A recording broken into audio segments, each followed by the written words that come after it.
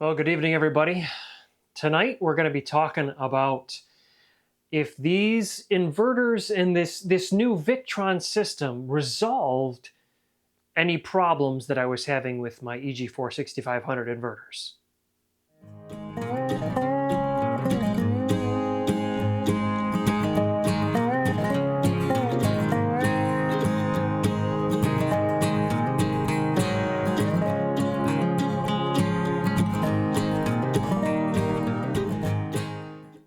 So I've been getting a lot of questions recently, ever since I started the inverter swap out process on, did it fix this? Did it fix that? What are you doing with the old inverters?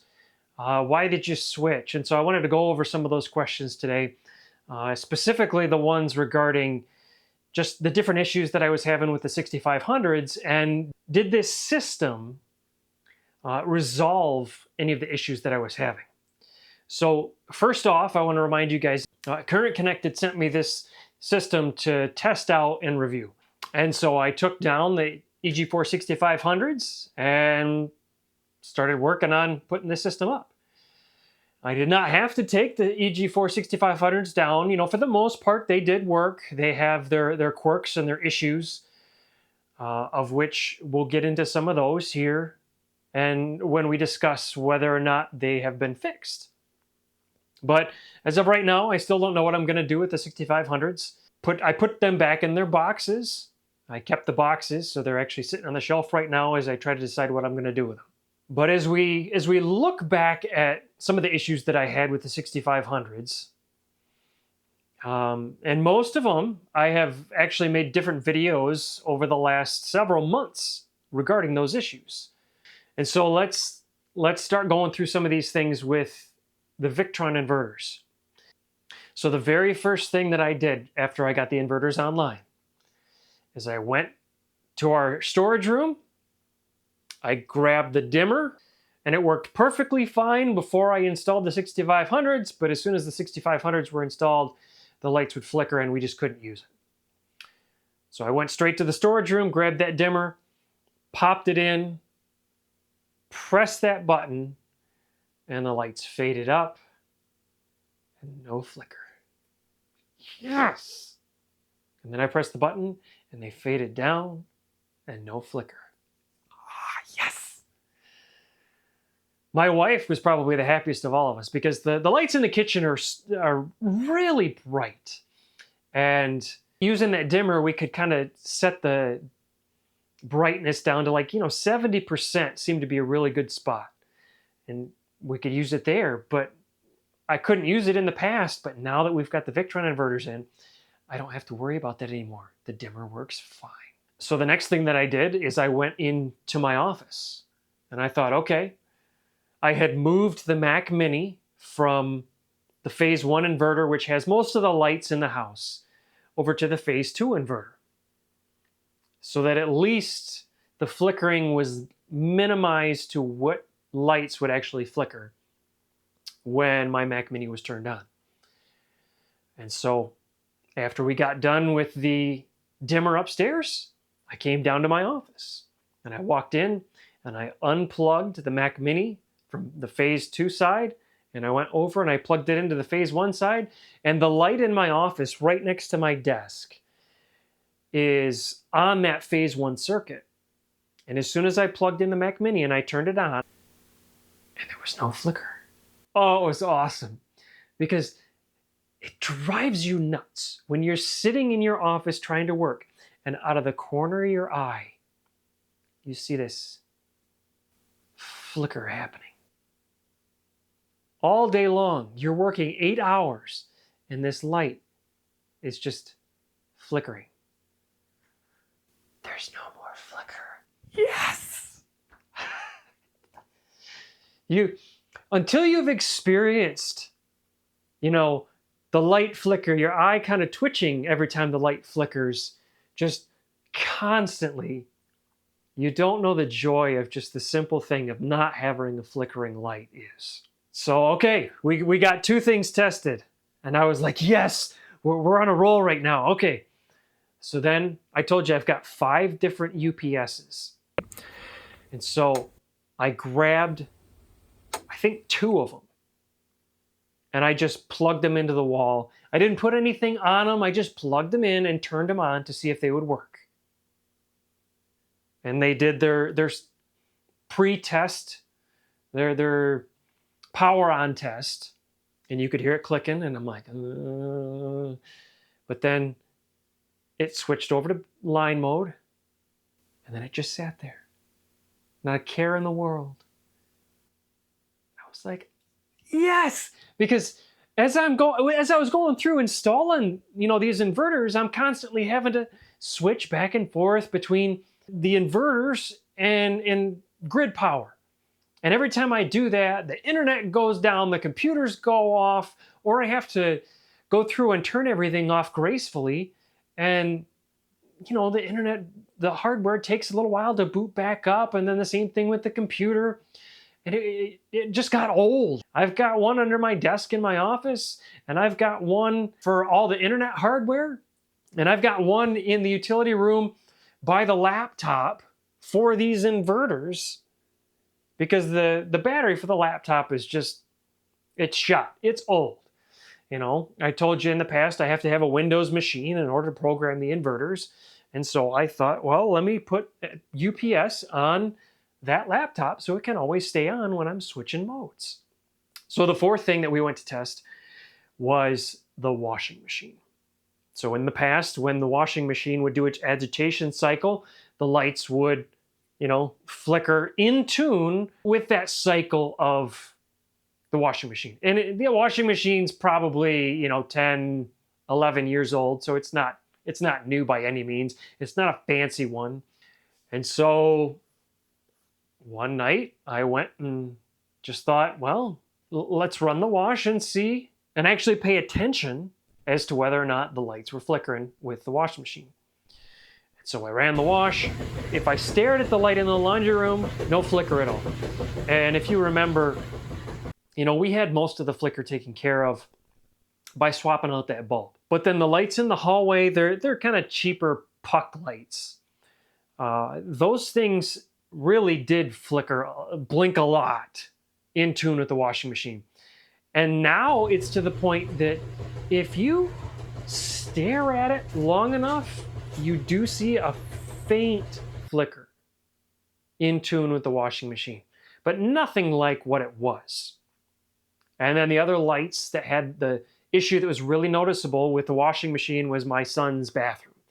So the vanity light, you don't notice it at all. The fart fan light, I'm guessing that just has to be some kind of a cheaper LED, because that one is probably the worst out of all the lights that I have seen that still blinks in tune with the washing machine. So all in all, I would probably say that 99% of my flickering light issues have been resolved since I put these inverters in. I guess another issue that I had with the 6500s was the 60 watt draw when the inverters were in grid mode. So when the inverters power levels dropped so low, it automatically switched over to grid. And then it utilized grid power until the sun recharged the batteries up to a set threshold. And I do the exact same thing with the Victron inverters as well. Once it gets down so low, switches over to grid and everything.